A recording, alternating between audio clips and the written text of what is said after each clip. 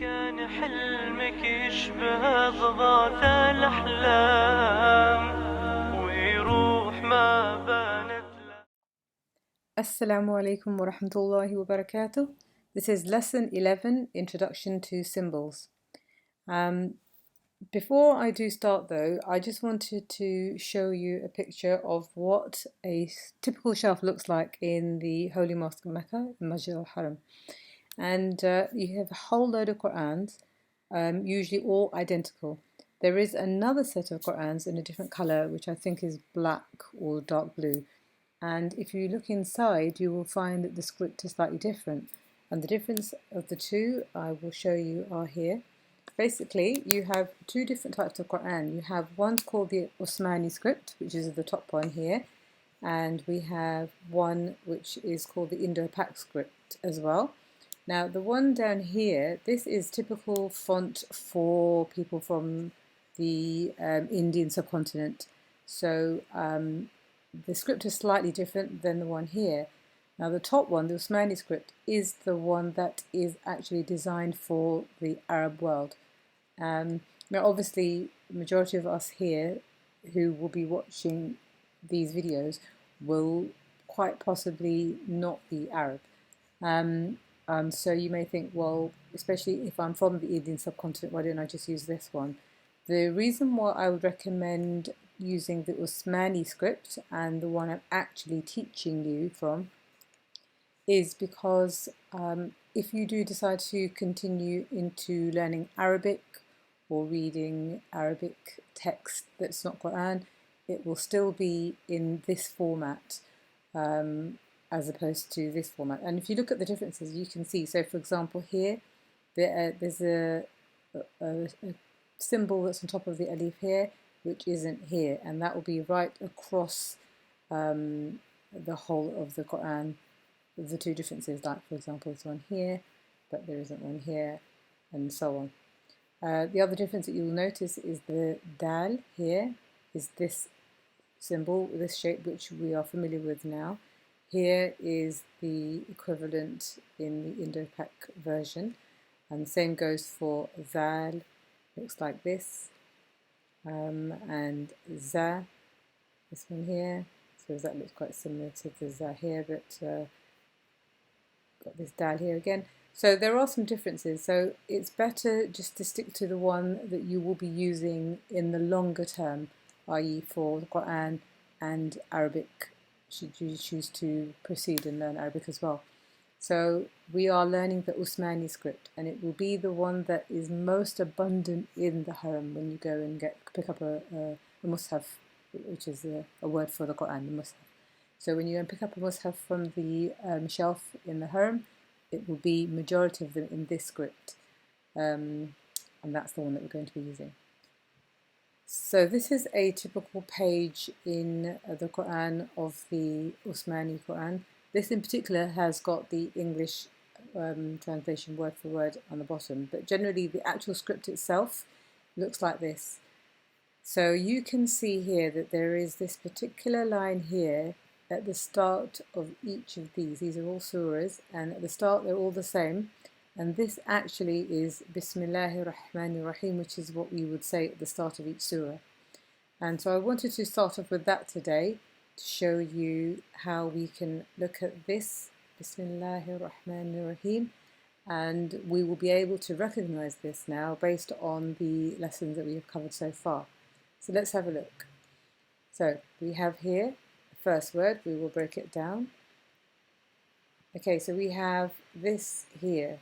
Now this, if you can see, is broken down into these three letters, and I will demonstrate that in the form of a table. So you can see the beginning of the word is here. So we look at the beginning and we look at the letter ba, and you can see that this is how it should look. So that's what's here. The scene is in the middle of the word. So we look in the middle of the scene, and this is how it should be rather than one of the others. So this is how it looks, and we know that it's a scene. And then the end of this word is the meme, so we're looking at the end, and that's how it looks rather than these. So you can see that the ba, the sa, and the ma has been merged together to make this word, which is the start of Bismillah. Let's take the second word, Allah. Okay, so here we can see we have the alif, then we have a lam here, we have another lam here, and we have the ha here. And how we know that it's written, the alif is at the beginning, so at the beginning it's just by itself. The lam is here. Now this is in the middle of a word, but because there is a gap, it then is, we have to look at the beginning lam because we're not joining it with anything. So we are looking at this one, not this one, because there's no join, as you can see. So the lam here is the one that we use after. So the lam here is used after a letter that doesn't join. However, this lam here is joining with the previous letter, so that's why we would take the middle one here to make this lam here.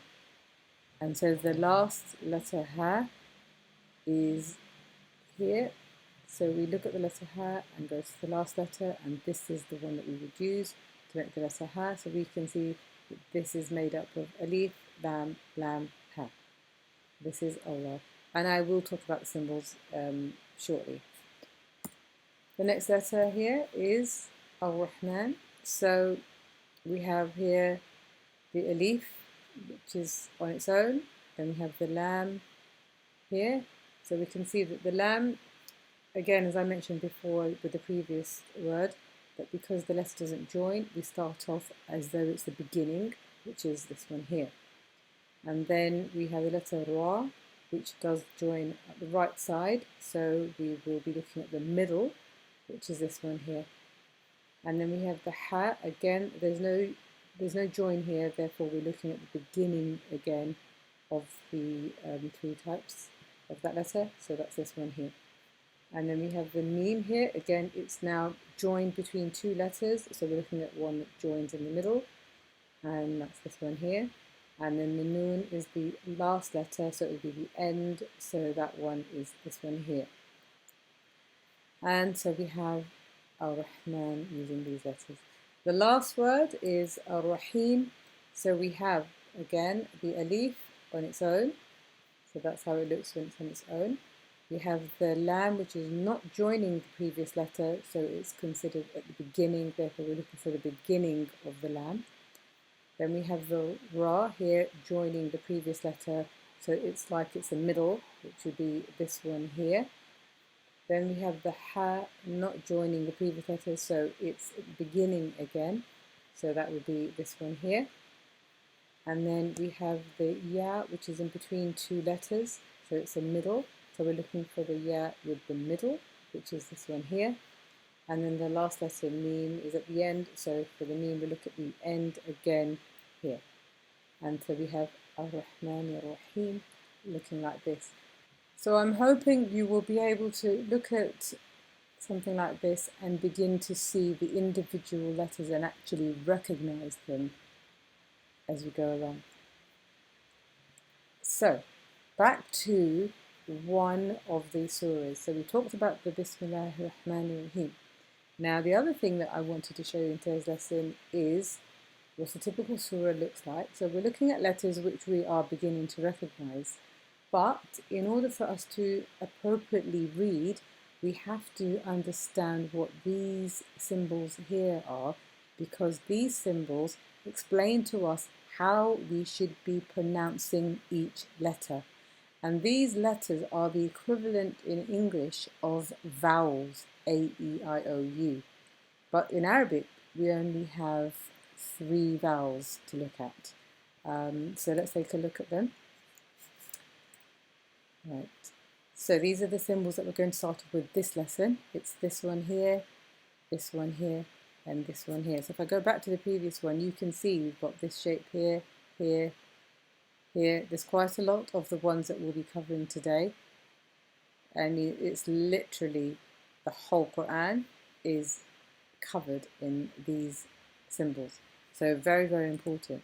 So again, going back to what these symbols are, there's one that looks like this, and there's one that looks like this. Now they both are identical, so how do you know? Well, one is, if you imagine this is their line, the one that's above it would be this one, the one below it's this one, and then obviously the circular one is at the top. So let's have a look at what they look like, what they are rather. So this first one up here, it's called Fatha. The Indo Pak one, they call it Zabar, but we are going to stick with Fatha. So this is here, this Arabic word for this symbol is Fatha, and we will need to know the Arabic word just to help us with practicing these symbols. We won't need to really know them once we get reading, but just for the moment I would like you to become familiar with this being called Fatha. And the sound of the Fatha in the English vowels would be a, so like the A sound, a. So the Fatha makes a sound. Whereas this one here, which is where the line, it's below the line, it's exactly the same symbol, but because it's below, we will recognize it as the Kasra. So this is called Kasra, which the Indo Pak's called Z, but we will be calling it Kasra. And this sound makes what would, in the English vowels, the E sound. So it's E. And I just want to make a point here about making sure you understand your mouth positioning, including for the Fatha, which I didn't mention, but the Fatha, the sound is and you have to open your jaw fully for you to correctly get the letter, the sound out. If you keep your jaw closed, a lot of people are a bit nervous, they cover their mouth. So if you're nervous and you don't really like to recite, you're not going to pronounce this symbol correctly. You have to open your jaws so that the top, so the two back teeth, the top and the bottom, are separated and your mouth is open. Whereas this one here, you are smiling, grinning ear to ear, saying cheese, and you have to really stretch wide open your mouth to the furthest width that you can get it to get the correct pronunciation. E. And then lastly, this symbol here is called Damma, which the Indo Pak's called Besh. This is called Damma, and it gives the sound oo. So it's a, e, oo. Now this one, I don't know if you remember the old Thai food advert, you only get a oo with Thai food. I want you to remember that line. I might use it a lot, but it's oo, not or. I'm mentioning the Indo Pak one because an awful lot of people are having to relearn. They know how to read, but they are relearning with the correct pronunciation. And they actually say or. So we are going to teach you correctly right from the outset. Ooh. Okay, so you have to get used to saying ooh with circling the lips. If you don't circle the lips, then you will not say the letter correctly. Ooh. You only get a ooh with Thai ooh. So let's have a look at each of those individually then. We'll start off with the Fatha. Now, with the Fatha, I already mentioned to you before in one of the previous lessons that we have heavy and light letters. Now that does make a difference for whether it's Fatha, Damma or Kasra. We still have to enforce the heavy letters and the light letters, but it's most prominent with the Fatha, in my opinion. And it's the lightness of this word here, which if you're a northerner, you will say grass.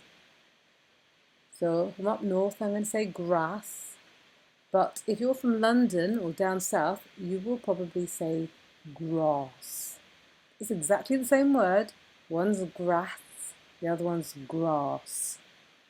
Now, I need you to understand that because I'm going to show you 3 words. So these 3 will indicate how we say the light a. So, for example, mat, cat, hat. These are all the light mat, cat, hat. But if you're using one of the heavier letters, then it will be R, as in grass. So jaw, car, star. And you wouldn't say, like we say grass, you wouldn't say ja or ka. Well, you might, but actually it's car, star, star. So these are heavy letters sounding a. So jar, car, star. But these are the light ones: hat, cat, mat. So this symbol here, you do have to understand the two different versions depending on whether the letter is heavy or light. Now look at the next letter, kasra, which was the E sound. Now I've given you some words: meat, feet, teeth, green, sheep, leaf. All of these are E.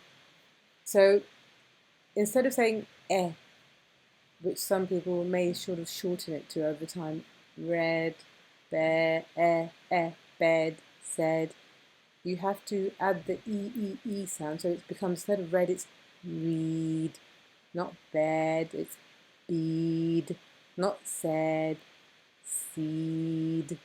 So I'm emphasizing the E. So when you're making the kasra sound, make sure you add one more E to that sound. So it's not sort of eh, it's E. Okay? And then the last one is the Damma. So we have and the letters or the words that I've demonstrated are moon, boot, spoon, roof, pool, hoop.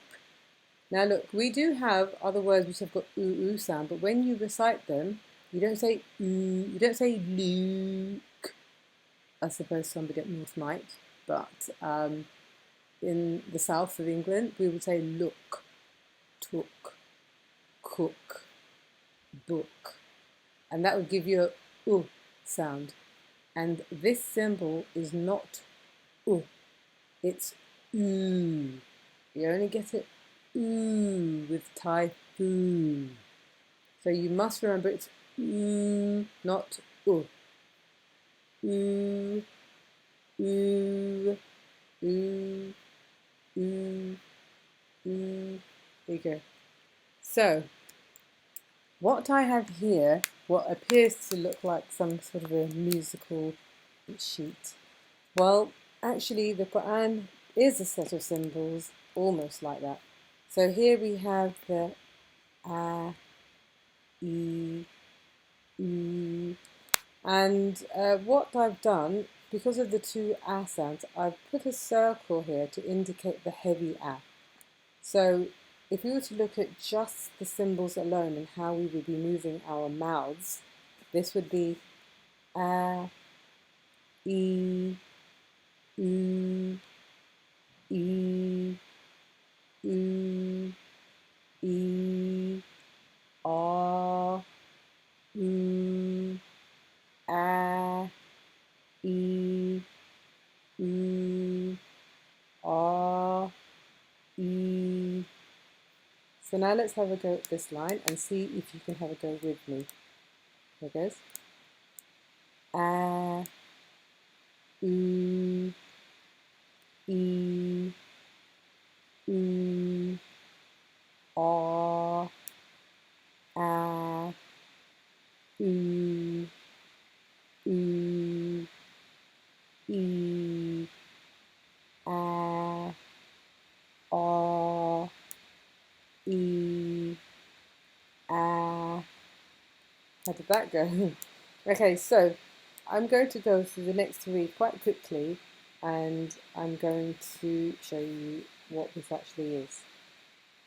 A, e, a, e, r, e, a, e, a,